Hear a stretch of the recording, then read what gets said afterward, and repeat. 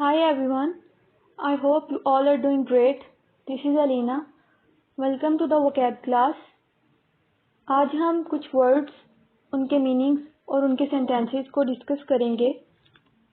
So let's start. The first word is serenely, meaning in a calm and peaceful way. Urdu में हम इसको कहेंगे कि पुरसुकून अंदाज में कोई भी काम करना या कोई जेस्चर शो करना, उसको हम कहते हैं serenely. Example sentences: He sat serenely and said nothing. कि वो बहुत ही काम पीसफुल वे में बैठा हुआ था और उसने कुछ भी नहीं बोला. Another sentence is: He has lived serenely in a free country, enjoying the privileges of our decent society. वो बहुत ही पुरसुकून या सुकून के साथ एक आज़ाद मुल्क में रहा और उसने उस मुहज़्ज़ब मुआशरे के जितने भी बेनिफिट्स थे उनको इंजॉय किया. The next word is squash, meaning to crush or squeeze something into a pulp or a flat shape. किसी चीज़ को जोर से दबाना फिंगर्स के साथ और उसको जो है वो एक फ्लैट या फिर पल्प, मीनिंग इज कि soft shapeless mass of material, किसी बहुत ही सॉफ्ट या शेपलेस मटेरियल में उसको कन्वर्ट कर देना फिंगर्स के साथ प्रेस करके. Example is he squashed the grapes into a pulp. मतलब उसने जो ग्रेप्स हैं उसको स्क्वैश या उसको दबाया तो उसका जो जूसी पार्ट है अंदर से वो अपेयर हो गया. The next word is rejig, meaning to rearrange, to re-equip. Meaning is कि दोबारा से उसको अरेंज करना या फिर re-equip means कि इक्विपमेंट प्रोवाइड करना दोबारा से.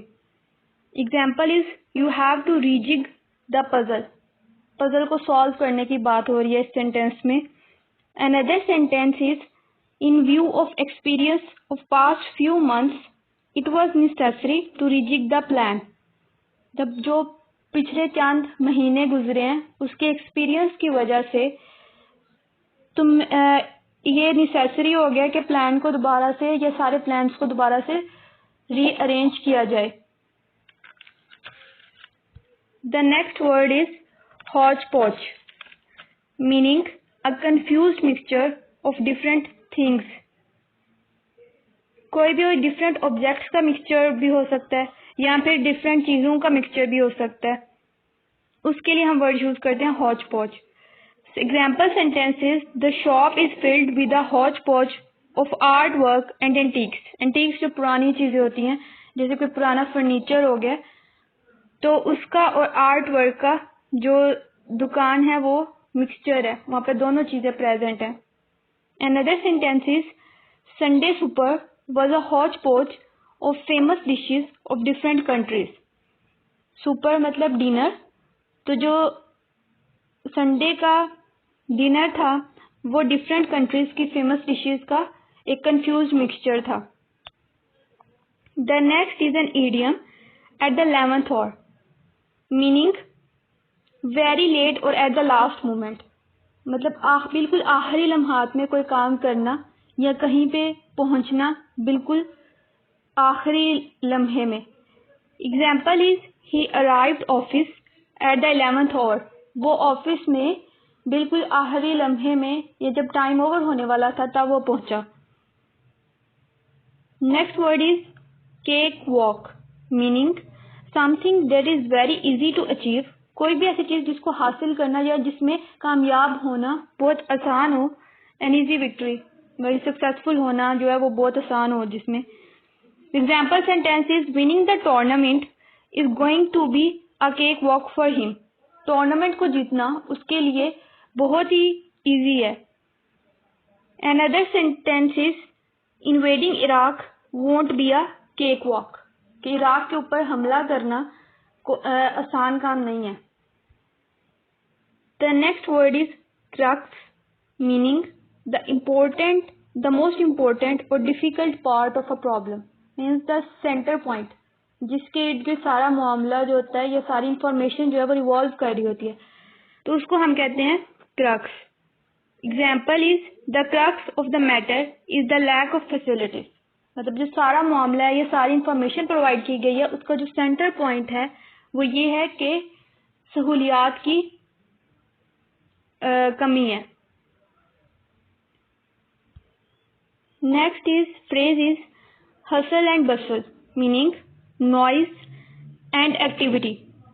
मतलब कोई भी ऐसी जगह जहाँ पर मुसलसल लोगों का आना जाना हो और जहाँ पे डिफरेंट काम हो रहे हो और वहाँ पे बहुत ज़्यादा शोर हो, तो उस चीज़ को हम या उस सिचुएशन को हम कहेंगे hustle and bustle. Example is I prefer calm places away from the hustle and bustle of daily life. मतलब मैं पुरसकून जगहों को प्रेफर करता हूँ जो कि ये जो रोज़मर्रा की ज़िंदगी की जो शोर है या फिर जो डिफरेंट एक्टिविटीज़ हैं उनसे दूर हो। Next word is TG but, meaning a silly person who talks too much. कोई भी इंसान जो बहुत ही ज़्यादा बोलता है और उसका कोई पर्पस नहीं होता बहुत ज़्यादा बोलने का, या हम इसको गॉसिप्स वाले सेंस में ले सकते हैं कि कोई इंसान जब बहुत ज़्यादा गॉसिप्स करता है।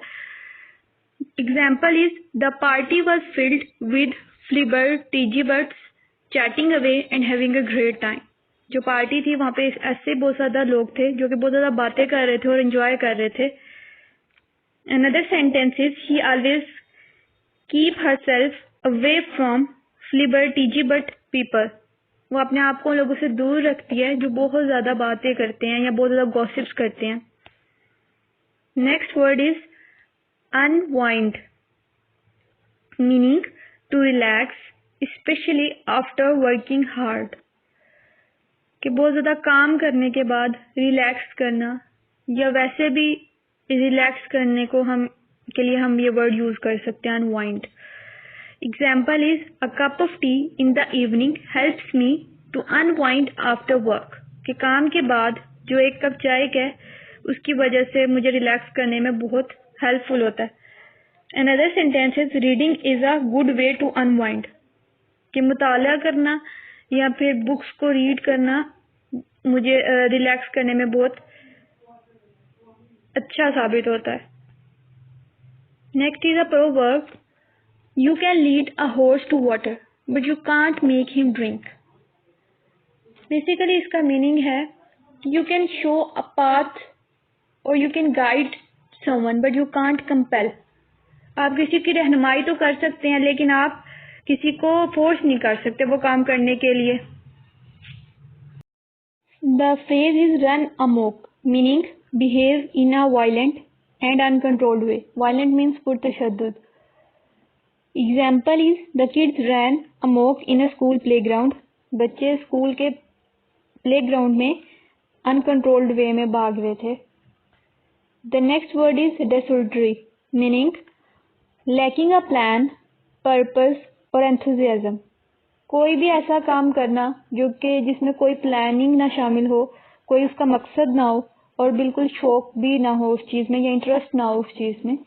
Example is his desultory reading habits prevented him from fully understanding the subject. उसकी जो बेमकसद रीडिंग थी सब्जेक्ट की, उसकी वजह से उसको सब्जेक्ट की कभी भी समझ नहीं आई सही तरह से, वो अंडरस्टैंड ही नहीं कर पाया क्योंकि उसको कोई शौक ही नहीं है या उसको इंटरेस्ट ही नहीं है उस सब्जेक्ट में। The next word is urge, meaning to strongly encourage or press someone to do something. किसी को फोर्स करना या किसी को इनकरेज करना कि वो कोई काम करे। Example is the child eagerly urged his teacher to look at his notebook. कि जो बच्चा है उसने टीचर से इतनी रिक्वेस्ट की है या फिर टीचर को इतना इनकरेज किया कि वो उसकी नोटबुक को या उसको होमवर्क को चेक करे। Another sentence is the leader urged his supporters to come on streets for protest against violation of democratic values. जब जो डेमोक्रेटिक वैल्यूज हैं उनकी क्योंकि वायलेशन हुई है तो जो लीडर है वो अपने सपोर्टर्स को एड्रेस करते हुए कह रहा है कि वो आकर स्ट्रीट्स के ऊपर प्रोटेस्ट करें। The next word is galore, meaning in large number or amount. बहुत बड़ी तादाद किसी भी चीज़ की। Example is at the fair there were games galore, promising prizes and fun for all ages. Fair जैसे फन फेयर होता है तो उस पर बहुत ज़्यादा गेम्स, गैलोर मीन्स कि बहुत ही बड़ी तादाद में गेम्स मौजूद हैं जहाँ पे प्राइजेस मिल रहे हैं और सब एज ग्रुप्स के लिए वहाँ पे इंजॉयमेंट के लिए चीज़ें मौजूद हैं। That's all for today, thank you.